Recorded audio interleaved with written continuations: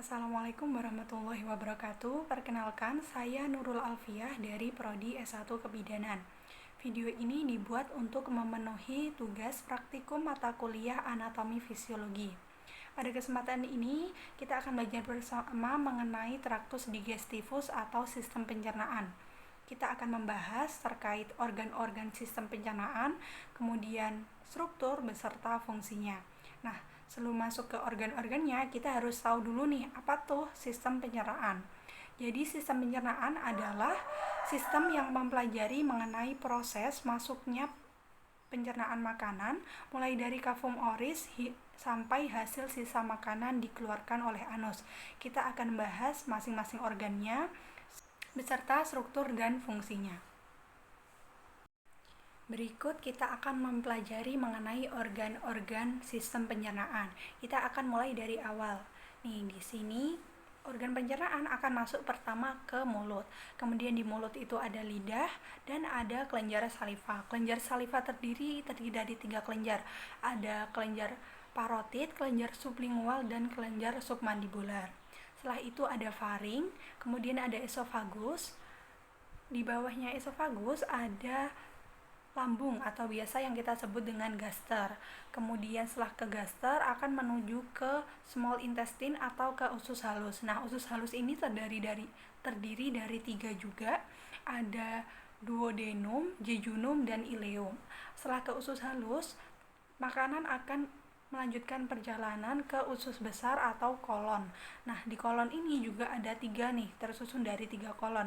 Ada ascending colon, transverse colon, dan ada descending colon. Setelah itu organnya ada sigmoid, kemudian ada rectum, dan berakhir di anus. Itu tadi mengenai organ-organ dari sistem pencernaan. Selanjutnya kita akan membahas satu persatu mengenai organ-organ sistem pencernaan tersebut. Kita mulai dari kafum oris atau mulut. Nah, di mulut ini berfungsi untuk mengunyah, yaitu pemecahan dari partikel besar ke partikel kecil. Mulut ini merupakan proses awal dari mekanisme makanan secara mekanik melalui proses pengunyahan hingga membentuk lobus makanan yang merata. Proses pengunyahan ini terjadi dengan koordinasi dari gigi, lidah, dan juga saraf dan juga otot gigi. Setelah di mulut ada gigi nih. Gigi manusia itu terdiri dari 4 macam gigi. Ada incisivus, kemudian ada caninus, premolar, dan molar. Incisivus atau gigi seri berfungsi untuk memotong dan menggigit makanan. Kemudian ada caninus, gigi taring, berfungsi untuk merobek dan mencabik. Premolar, gigi geraham depan, berfungsi untuk mengunyah makanan. Dan molar, gigi geraham belakang, berfungsi untuk mengunyah makanan juga.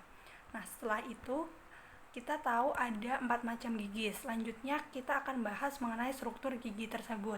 Jadi ada 3 struktur besar dari gigi, ada mahkota gigi, leher gigi, dan akar gigi. Selain ada 3 struktur besar, ada struktur lainnya juga nih. Kayak ada email gigi, itu lapisan paling luar di gigi. Kemudian ada dentin atau tulang gigi, kemudian ada pulpa atau sumsum gigi, kemudian ada gusi dan cementum yang berada di akar gigi. Selanjutnya, organ selanjutnya kita akan bahas mengenai lidah. Lidah sendiri ini berfungsi untuk sebagai indera pengecap. Indera pengecap tersebut terletak pada bagian permukaan atas, terbagi menjadi beberapa daerah yang peka terhadap rasa yang berbeda-beda. Ada yang peka terhadap rasa manis, asin, pahit, dan asam. Permukaan gigi juga bisa merasakan panas, dingin, kasar, atau halus, dan juga bisa merasakan nyeri. Setelah organ lidah, di dalam mulut kan tadi ada kelenjar. Nah, kelenjar itu, kelenjar saliva tadi kan ada terdiri dari 3 kelenjar. Ada kelenjar parotid, kemudian sublingual, dan submandibular. Kelenjar ini berfungsi untuk membasahi dan melumas partikel makanan sebelum ditelan. Selain itu ada fungsi lainnya nih untuk memudahkan proses menelan, kemudian membasahi mulut, membantu proses bicara. Kemudian ada untuk melarutkan molekul yang merangsang reseptor kecap, kemudian juga berfungsi sebagai antibakteri dan mempertahankan pH mulut di 7,0. Setelah ada kelenjar, kita akan masuk ke organ selanjutnya, yaitu ada faring. Nah, di faring ini terdapat pada postnatal, oral, dan laring. Faring ini bisa melakukan gerakan menelan untuk mencegah masuknya makanan ke jalan nafas, karena faring itu tempat pertemuan jalur pernafasan dan jalur makanan. Faring ini secara aktif menggerakkan makanan ke dalam esofagus sambil menutup dan menghalangi nasofaring selama menelan. Jadi biasanya kita bisa tersedak itu karena sambil makan kita berbicara, jadi akan terjadi sedak. Selanjutnya, organ selanjutnya ada setelah faring, kita akan ke esofagus. Nah, esofagus ini ada beberapa. Sepanjang esofagus umumnya kelenjar bersifat mukoid untuk fungsi lubrikasi dan proteksi. Nah, lubrikasi sendiri ini agar mudah menelan, kemudian proteksi untuk mencegah eksoriasi mukosa akibat makanan atau asam lambung. Selanjutnya, setelah ke esofagus tadi ada lambung atau gaster.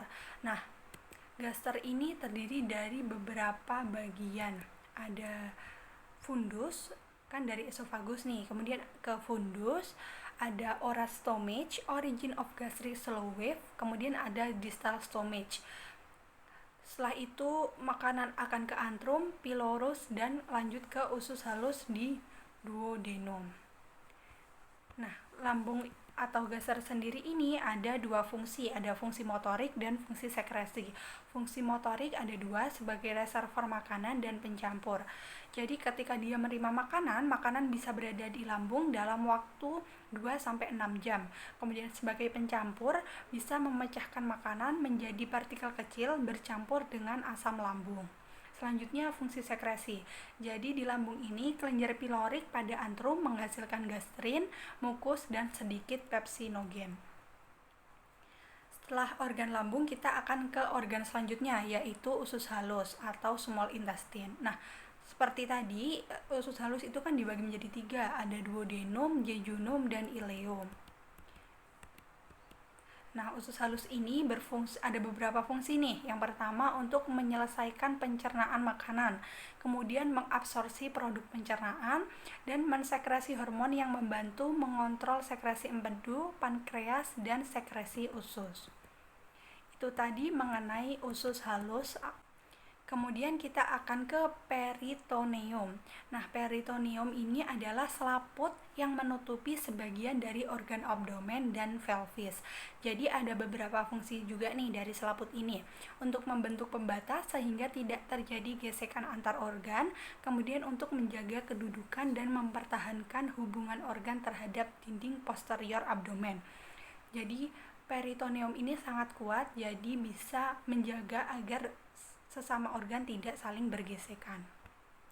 Setelah itu kita tadi kan terakhir di usus halus nih. Kemudian akan organ selanjutnya ada usus besar atau kolon. Nah, ada fungsi utama dari kolon ini. Yang pertama ada absorpsi lengkap terhadap air, klorida, dan natrium. Kemudian untuk pembentukan vitamin termasuk beberapa vitamin B dan vitamin K. Untuk pembentukan feses dan pengeluaran feses ke rektum. Kan tadi kolon terdiri dari 3 ya, mulai dari ascending colon, kemudian transverse colon, dan descending colon.